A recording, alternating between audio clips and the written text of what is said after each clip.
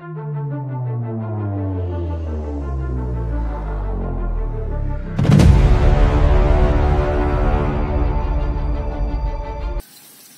saya untuk generasi milenial atau petani muda Indonesia ialah jangan malu untuk melakukan atau ambil bagian di dunia pertanian demi kelangsungan pangan Indonesia, pada khususnya, pada umumnya untuk global atau dunia.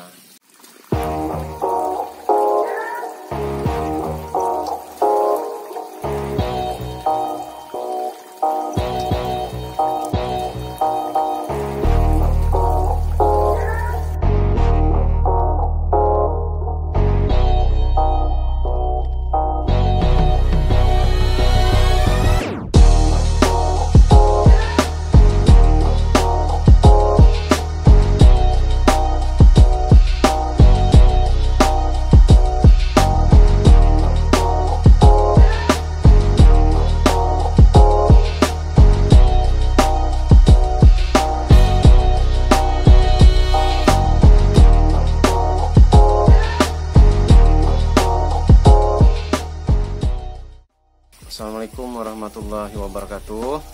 Perkenalkan, nama saya Ramdhani, petugas POPT Kecamatan Kembayan. Saya sebagai POPT Kecamatan Kembayan sudah selama 6 tahun, mulai dari tahun 2014. Kira-kira untuk musim tanam gaduan 2020 ini luas hamparan diperkirakan 80-90 hektar. Kalau untuk varietas pada umumnya atau varietas dominan untuk Desa Tunggal Bakti pada musim tahun ini atau gaduan ini ialah Infari 42 dan Infari 32. Kalau menurut pengalaman tahun lalu itu sekitar 3-4 ton per hektar. Kalau untuk sarana dan prasarana sebenarnya dikatakan maksimal, itu belum maksimal, tapi saya rasa khususnya untuk Desa Tunggal Bakti ini sudah cukup memadai.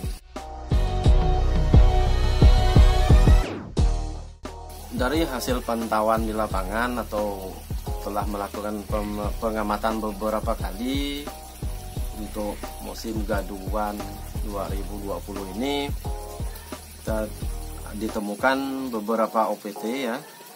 Yang pertama untuk hama, yaitu telah ditemukan penggerik batang padi, walang sangit, hama putih palsu, dan tikus. Kalau untuk penyakitnya yaitu blas, hawar daun bakteri atau kresek, dan kemudian bercak daun.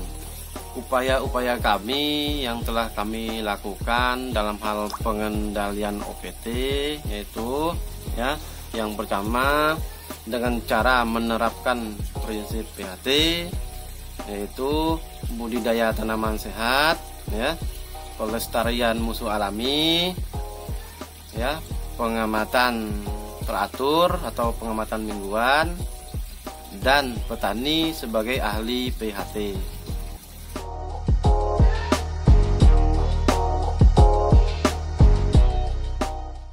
Upaya lain juga yang kami lakukan yaitu dengan cara pembuatan pestisida nabati, yaitu, dan yang kedua perbanyakan agen hayati sepertinya untuk penyakit blas dan kresek. Yang ketiga ialah pengelolaan agroekosistem, dan yang terakhir juga kami upayakan dengan cara pengendalian fisik. Nah, ini kita sudah temukan juga OPT lain seperti walang sangit ya, yang mulai ada di pertanaman, dan juga buah sudah mulai keluar.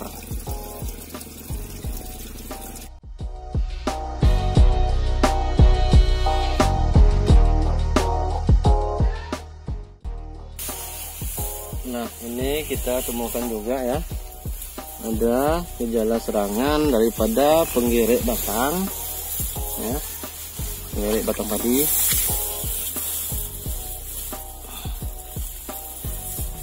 Nah, kalau kita cabut ya, Ini sangat mudah sekali ya. Mengapa bisa terjadi seperti ini ya? Ini penyebabnya itu ya, larvanya tadi ya, menggerek daripada batang padi ya.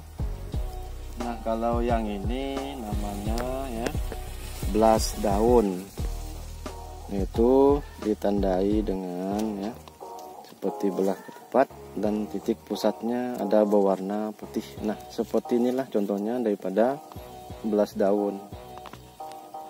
Ini kita temukan ya yang namanya serangan hama putih palsu pada daun ya.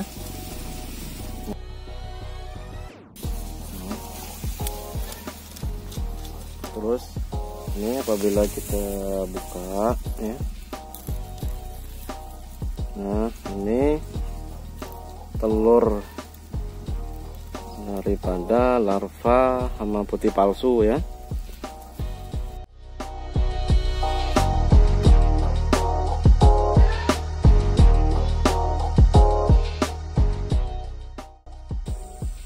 Nah ini namanya tanaman refugia itu ya.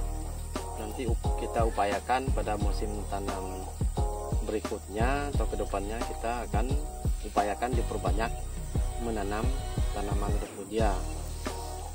Tanaman refugia ini besar sekali manfaatnya, yaitu untuk mengundang musuh alami daripada UPT ya, seperti untuk penggede batang dan hama putih dan sejenis larva lainnya.